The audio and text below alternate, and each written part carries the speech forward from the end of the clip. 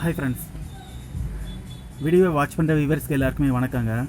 தென் நம்ம சேனலை வந்து சப்ஸ்கிரைப் பண்ணாத நண்பர்கள் கொஞ்சம் சப்ஸ்கிரைப் பண்ணிக்கோங்க. ஃப்ரெண்ட்ஸ், என்னோடய நண்பருக்கு ஒருத்தருக்கு வந்து ஒரு டவுட்டு என்னதுன்னா, அதாவது நான் எந்த ஸ்டாக்கு வாங்கினாலும் சடனாக வந்து அந்த ஸ்டாக் வந்து இறங்க ஆரம்பிச்சிருது. அது எப்படி அவங்களுக்கு தெரியுதுன்னே தெரியல. அதாவது எனக்கே வந்து காலையில் தான் தெரியும் நான் எந்த ஸ்டாக் வாங்குறேன்னு. ஆனால் வந்து உடனே நான் வாங்கிட்டேன்னா அந்த ஸ்டாக் வந்து ப்ரைஸ் வந்து இறங்க ஆரம்பிச்சிருது.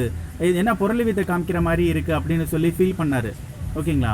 அதாவது நண்பருக்கு வந்து ஒரு விஷயம் வந்து புரிய வச்சேன். அதாவது என்னதுன்னா, ஒரு சின்ன ட்ரிக் ஒன்று ஃபாலோ பண்ணால் போதுங்க. அதாவது ஸ்டாக் வந்து நாம் வந்து எப்போ வாங்கணும் எப்போ விற்கணும்னு இருக்குது. அதாவது அதுக்கு வந்து ஒரு சின்ன ட்ரிக்கு தான். அதாவது இந்த ஒரு ஸ்டாக் வந்து ஒரு செக்டரில் வந்து நல்ல கேபிட்டலைசேஷன் நல்ல இருக்கிற ஸ்டாக் வந்து டவுனில் இருக்குதுன்னா அந்த ஸ்டாக் வந்து நம்ம பை பண்ணணும். அதாவது ப்ரைஸ் வந்து நிஃப்டி வந்து இறங்கிட்டு இருக்கும், இறங்கியிருக்கிற டைமிங்கில் இல்லை அந்த செக்டரில் அந்த ஸ்டாக் வந்து இறங்கிட்டு இருக்கும். அந்த மாதிரி டைமிங்கில் வந்து அந்த ஸ்டாக் வந்து நம்ம வாங்க ஆரம்பிச்சிடணும். இப்போ வந்து சின்ன எக்ஸாம்பிளோட சொல்கிறேன்.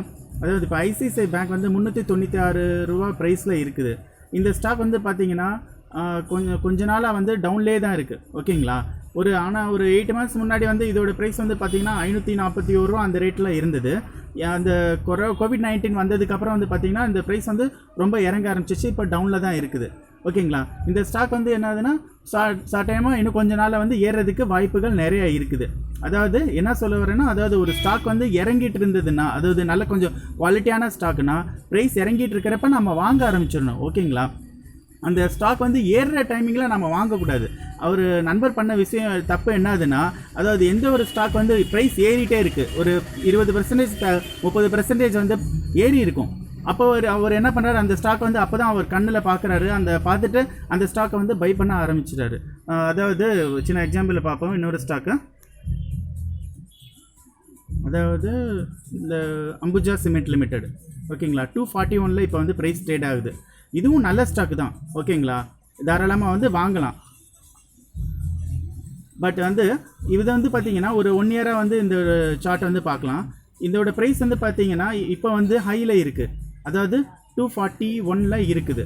ஓகேங்களா? அதாவது ப்ரைஸ் ஆல்ரெடி வந்து ஒரு 30% மேலே ஏறிடுச்சு. ஓகேங்களா? ஸோ இந்த ஸ்டாக் வந்து இப்போ தான் வந்து பார்த்திங்கன்னா இவங்க வந்து பை பண்ண ஆரம்பிக்கிறாங்க. ஸோ என்ன ஆகுதுன்னா, இது வந்து ஒரு டைமாக ஏதோ ஒரு நிஃப்டியில் வந்து பார்த்திங்கன்னா ஏதோ ஒரு டவுன் வருது, மார்க்கெட்டில் வந்து ஒரு ஃபால் வருது, இறங்க ஆரம்பிக்குதுன்னு வச்சுக்கோங்களேன். சடனாக வந்து இந்த மாதிரி ஆல்ரெடி கொஞ்சம் நல்ல ஏறின ஸ்டாக் வந்து இறங்குறதுக்கு வாய்ப்புகள் நிறைய இருக்குது. ஓகேங்களா? ஸோ நாம் என்ன பண்ணணும்னா, எப்போ வந்து ஒரு ஸ்டாக் வந்து இறங்கிட்டே இருக்குதோ அந்த ஸ்டாக்கை வந்து நாம் வந்து பை பண்ண ஆரம்பிச்சிடணும். ஓகேங்களா? தென் வந்து பார்த்திங்கன்னா அந்த ஸ்டாக் வந்து எப்போ வந்து ஏற ஆரம்பிக்குதோ அந்த டைமிங்கில் நம்ம செல் பண்ண ஆரம்பிச்சிடணும். அதுதான் ட்ரிக்குங்க. ஓகேங்களா? ஸோ வந்து இறங்கிருச்சேன்னு சொல்லி நம்ம ஃபீல் பண்ணக்கூடாது. இறங்கிட்டு இருக்கேன்னு சொல்லி அந்த ஸ்டாக் மார்க்கெட் வந்து இறங்கிட்டு இருக்கிறப்ப தான் நம்ம பை பண்ணணும். ஓகேங்களா? தென் வந்து கொஞ்சம் வந்து ஒரு 20-30% ஏறுறப்ப நம்ம ரிலீஸ் பண்ணிவிட்டு வெளியே வரலாம். ஓகேங்களா? ஓகே ஃப்ரெண்ட்ஸ், தென் நம்ம சேனலை வந்து சப்ஸ்கிரைப் பண்ணலைன்னா சப்ஸ்கிரைப் பண்ணிக்கோங்க. தேங்க்யூ.